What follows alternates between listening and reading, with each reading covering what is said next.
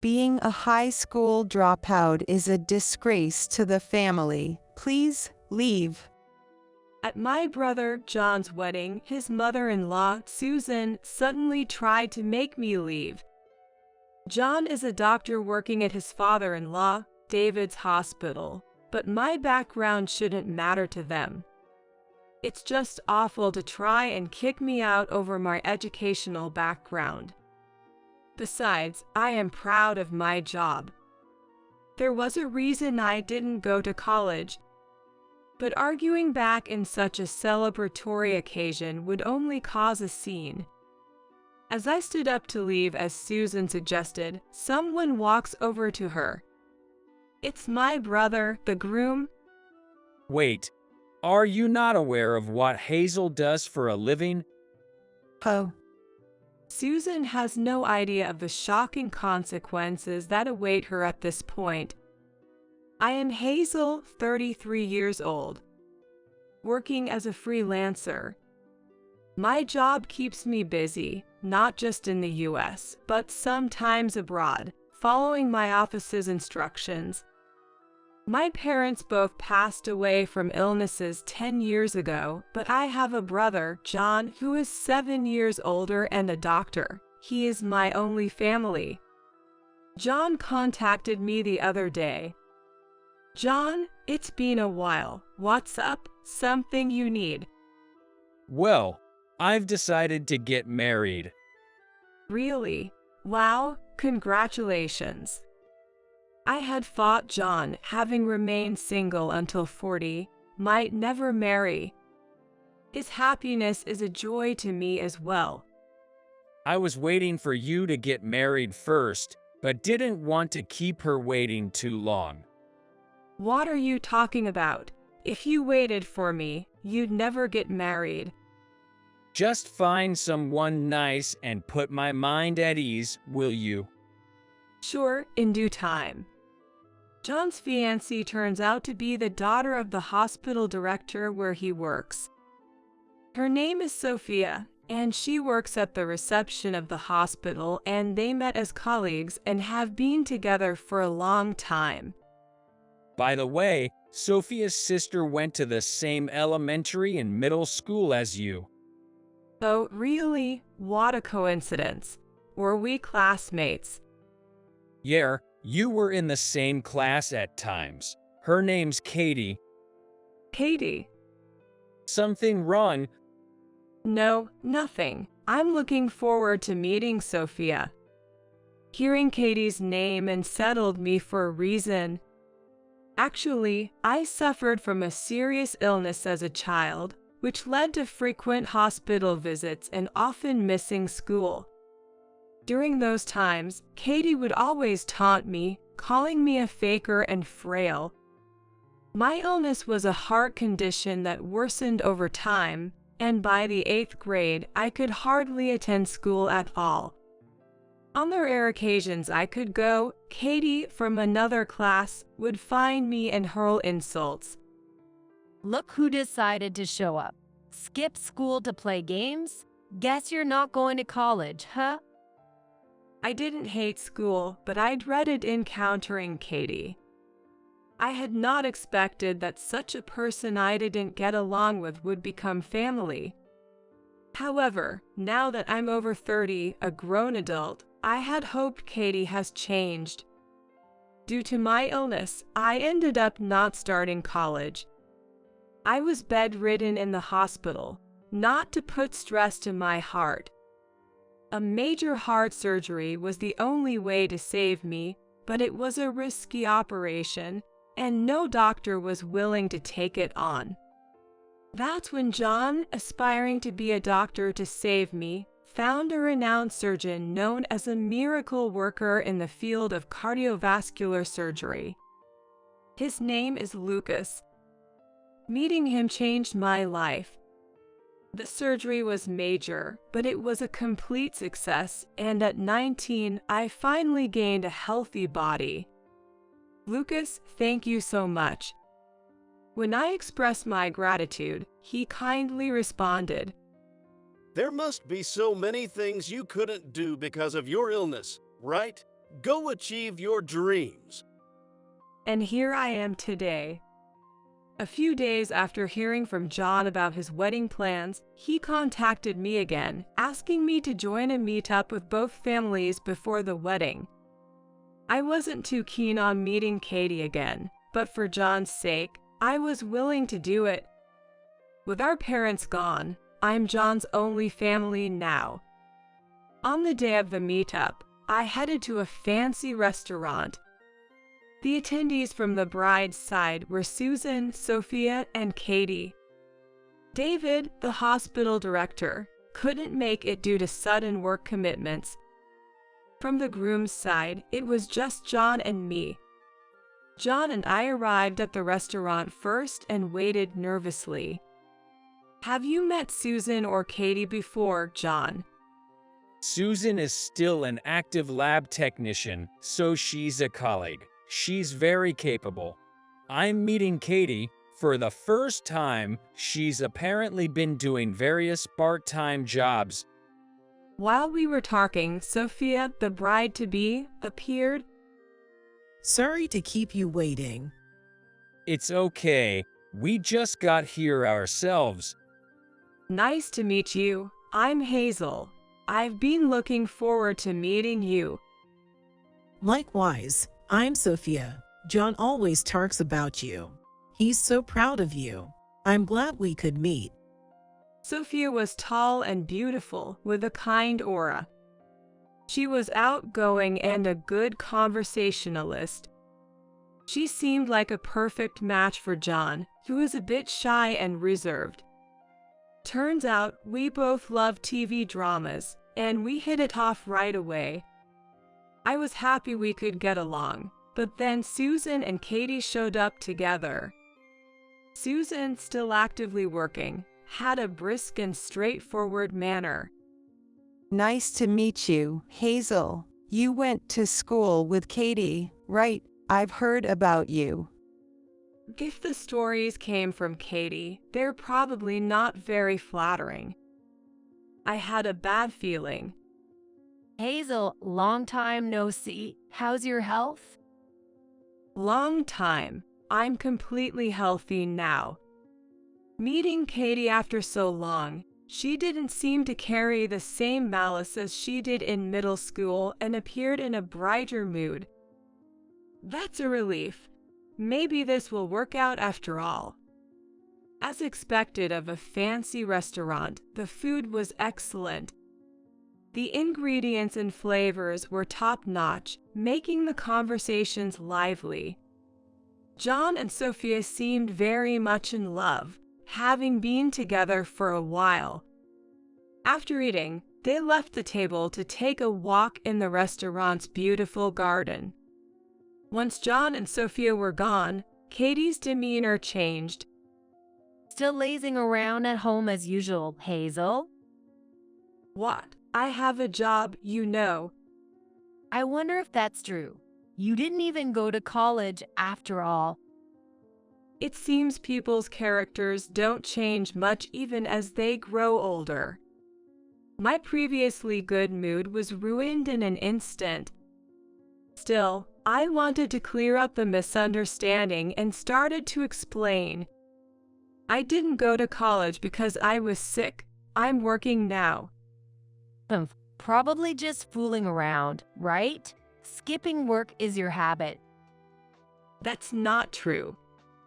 I had hoped Susan would come to my aid, but instead, she piled on more criticism.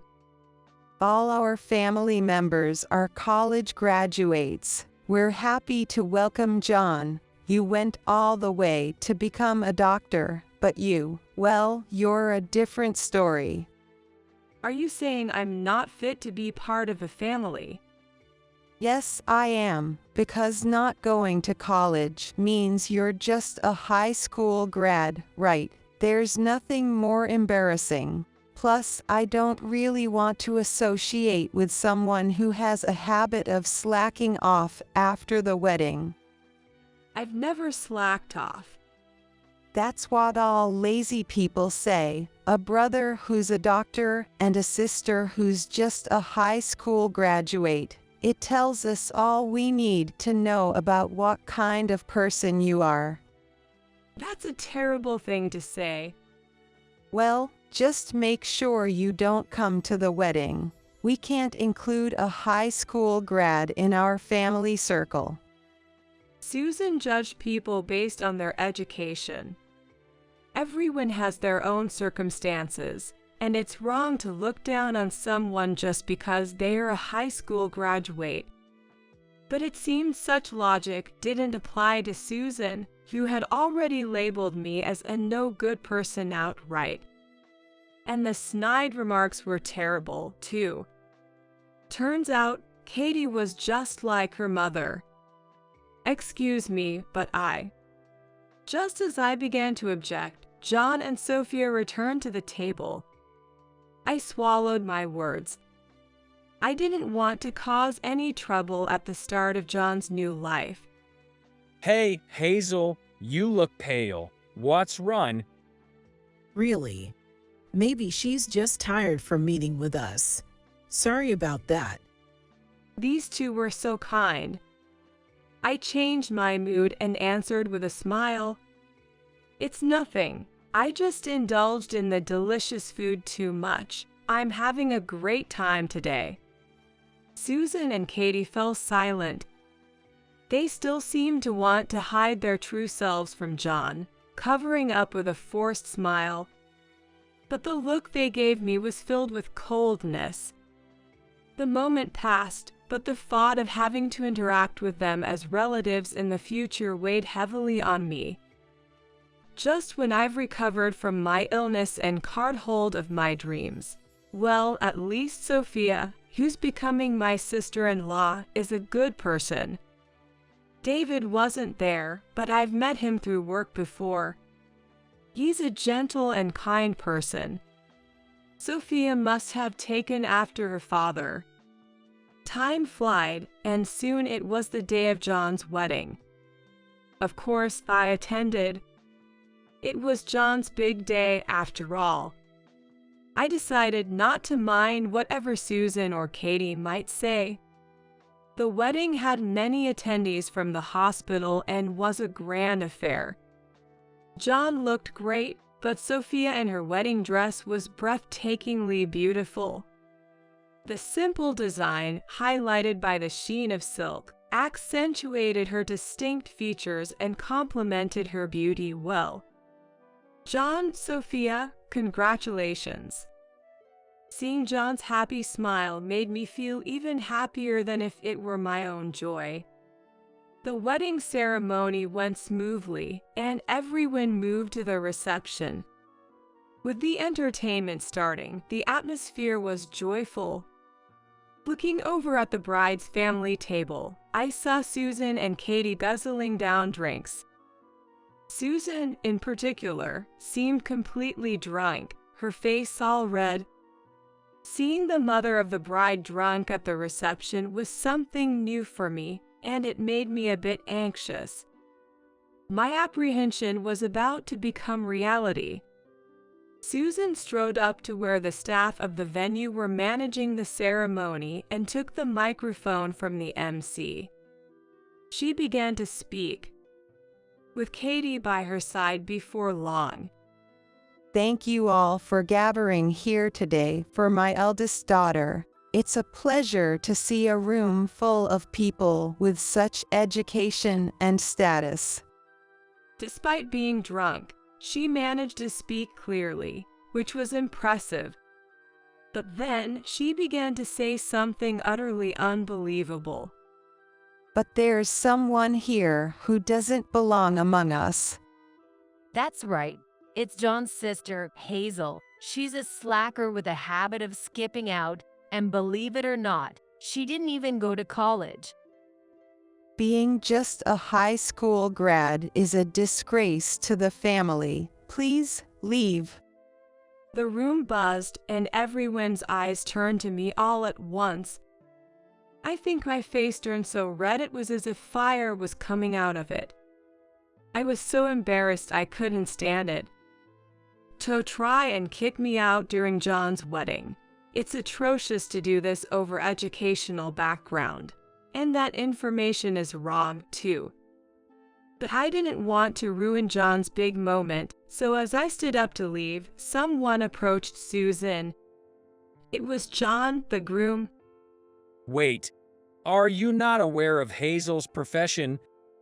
Oh, Katie, standing next to Susan, exclaimed, Hazel's job, we know it. She's a freeloader, right? Because she's just a high school grad, she can only do bottom-rung jobs, right? Then another person hurried over, flustered. It was David. What are you two talking about? Do you even realize what you've done? but you wouldn't want a high school dropout joining our family circle, right? It's embarrassing. No, Dr. Hazel is a freelance physician, a renowned cardiologist. Hospitals around the world are clamoring for her expertise. What?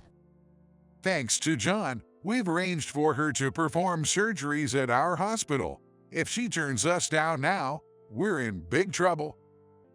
But Katie said Hazel was a high school dropout. Katie stood there, pale as a ghost, clearly taken aback. In reality, I couldn't attend college because of my illness. However, thanks to Lucas's surgery, I regained my health. I wanted to help people suffering from illnesses, which is why I pursued medicine. Though I couldn't attend college, I studied hard, took the entrance exams, and passed. Furthermore, I got into the medical school of a prestigious university and also passed the National Medical Licensing exam. And after training under Lucas, I was recognized as a leading cardiologist. David, the director of the hospital where John works, had earnestly requested my services, and I was set to perform surgeries at his hospital. Hazel, I apologize for Susan and Katie's rudeness. I am terribly sorry. David apologized to me, while Susan and Katie stood by, looking dumbfounded. You two, apologize now. Pressured by David, they reluctantly apologized. However, their faces were tight with frustration, biting their lips in resentment. David, it's okay. Then, can you forgive us? I'll need some time to think. If we're going to work in the same hospital, inevitably, I'll have to meet these two, and I'd rather not, honestly. I wanted to keep my professional and personal feelings separate, but seeing Susan and Katie would inevitably bring back unpleasant memories. Cardiology requires concentration, and any intrusive thoughts can cause one's hands to falter. That can affect the lives of valued patients. That's all right then. I've been planning to separate from Susan soon, anyway. Hearing this, Susan's eyes widened in shock. It seemed as if her drunkenness faded instantly. What are you saying all of a sudden? Why would you want to divorce me? Did you think I didn't know anything? David's revelation was shocking. Susan had been wielding her power as the director's wife in the hospital, leading to her bullying behavior. This had caused several staff members to become mentally distressed or resign, creating numerous issues. Susan wasn't just a regular at nightclubs and keeping young men as lovers. She did whatever she wanted. It seems even David, the director, reached his breaking point. It was Katie who had been aiding and abetting Susan's whims. Katie herself didn't have a steady job and lived off the allowance she got from Susan while enjoying her life. David had decided to cut ties with these two. With that being the case, I shouldn't have to worry about it. The guests at the venue were holding their breath listening to this exchange, but eventually, it became clear who was at fault and murmurs started spreading. That's terrible. So, they've been causing trouble at the hospital as a mother-daughter duo. Those two are the ones who should be leaving. Everyone looked at Susan and Katie with disdain.